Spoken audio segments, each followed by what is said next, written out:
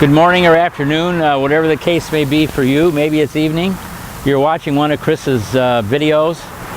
He's got a lot of them. They're outstanding.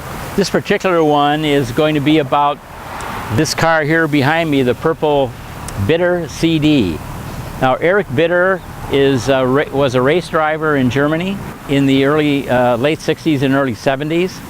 And he raced Opels. In fact, he raced cars that were prepared, Opels that were prepared by Tony Lapine, who later became the director of design for Porsche.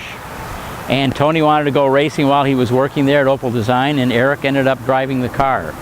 And he did very well. In fact, he beat the Porsches.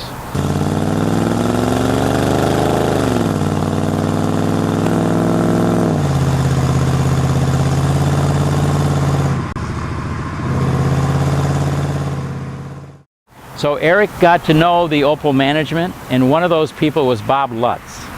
And at that time, Chuck Jordan was the director of design, but he came back to the States, and Dave Holes, a terrific designer who did a lot of great muscle cars and the Riviera, 66 Riviera, a lot of other cars. He had a great feeling for sporty elegance. He was a hot rodder at heart. And Dave Holes received the assignment to design a car for Eric Bitter. And it was done as a kind of a research project. I think that's how they wrote it off on the books. But in reality, it was going to be a design that Eric would put into production. This particular car is number 362 of 395 that were built. Eric wanted to do a car of his own. He had done other products. He had a small company doing automobile accessories. And he saw that the Opel Diplomat, which was the largest car for Opel, had a small block Chevrolet engine.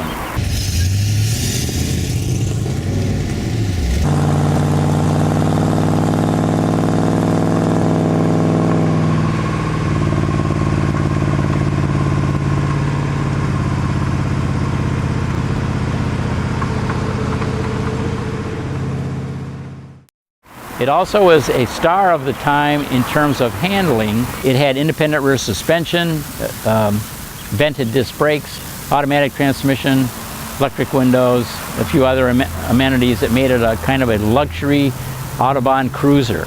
So Eric wanted a special bodied Autobahn cruiser based on that Opel chassis.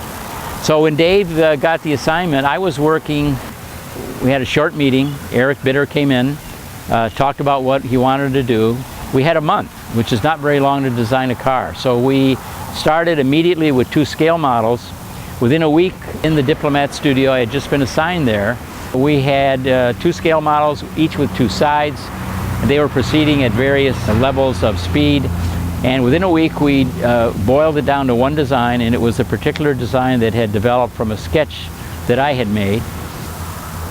Dave Holes came over while I was working on the model one day after lunch and said, "Why don't you do the side like the Mangusta?"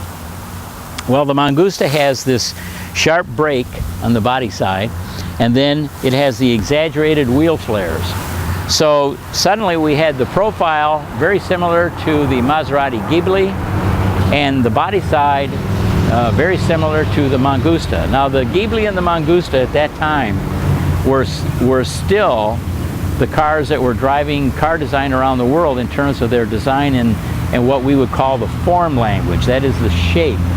The Mangusta and the Ghibli had flat surfaces, sheer sections, sharp peaks, and were very dramatic in their profile. So the Bitter that we were doing picked up on the profile from the Maserati Ghibli and the body side character, the section and the big wheel lips from the Mangusta. From there on, the design went very quickly.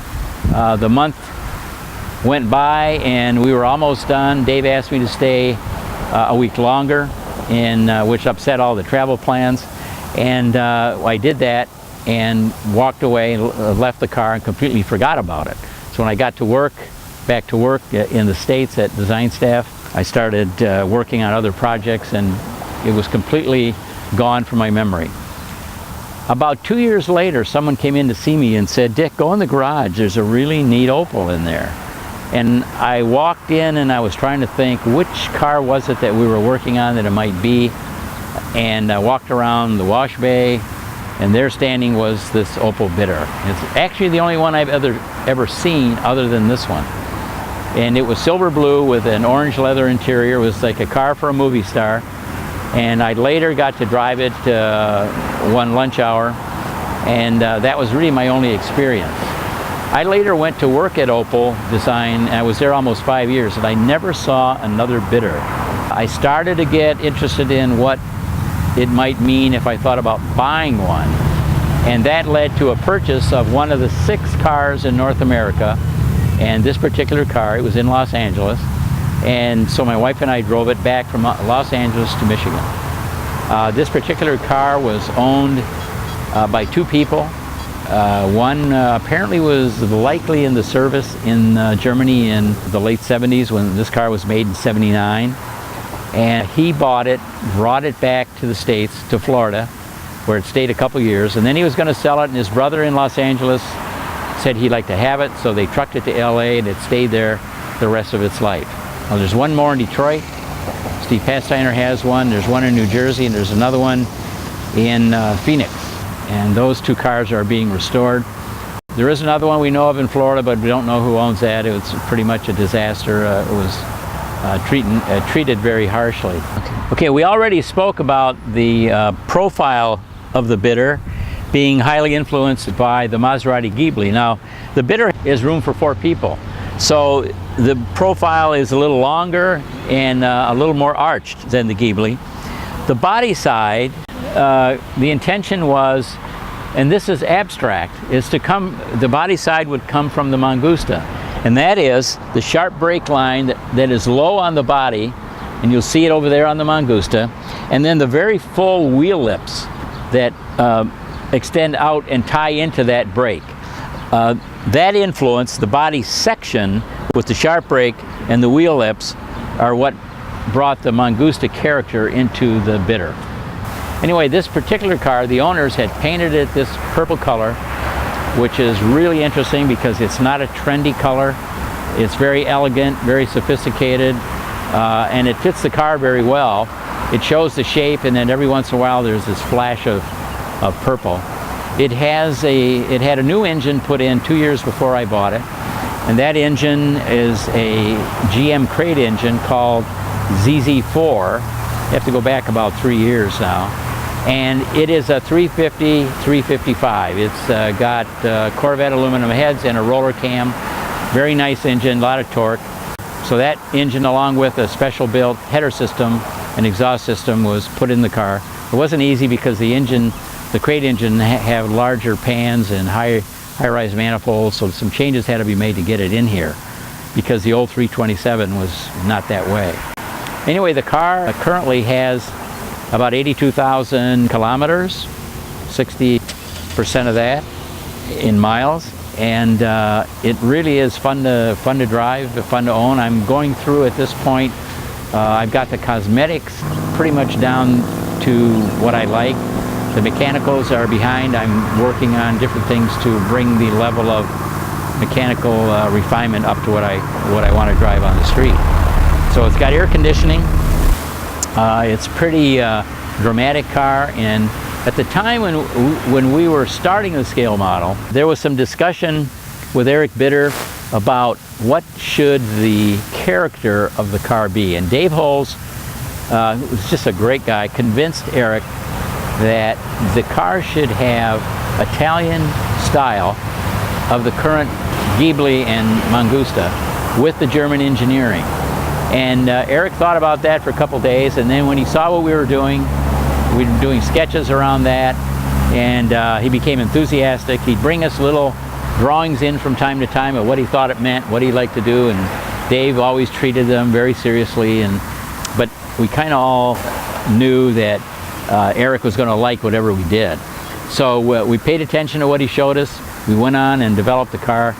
And to do a car in a month from zero to finish, or almost finished, to define a theme is a pretty hard thing to do because you're dealing with a platform.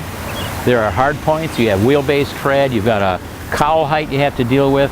You've got an interior package, visibility, a lot of things to balance. That is not easy, and but we were able to get it, I'd say, about 95% finished by the time the month was over. I stayed one more week, did some details, and more details were done after that.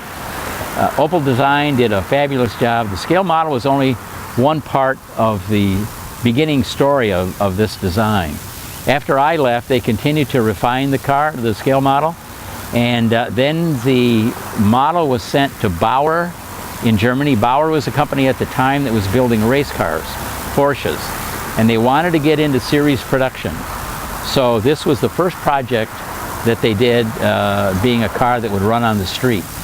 So Opel Design sent the scale model to Bauer, and then Bauer lofted it, blew it up full size. They made a hard model out of this material. At the time it was like a plastic wood, and painted it and sent that back to Opel Design, and the result was this car, as you see here. So the production started in '73. It was very well received at the Frankfurt Auto Show, and Eric got a lot of orders. Unfortunately, right after that show, the fuel crisis hit, and he lost them all. So he proceeded at a very slow rate to build the cars.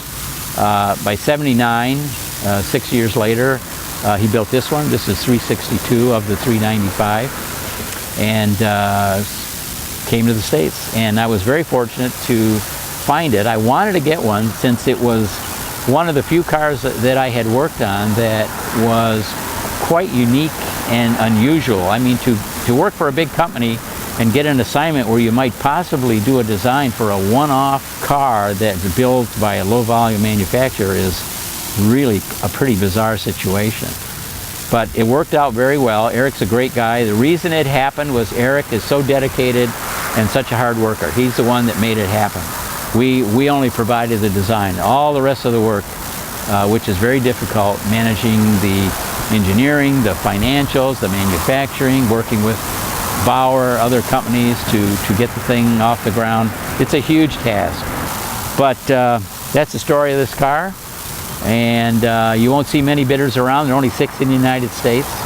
Just keep in mind I've got it and I'm enjoying it very much.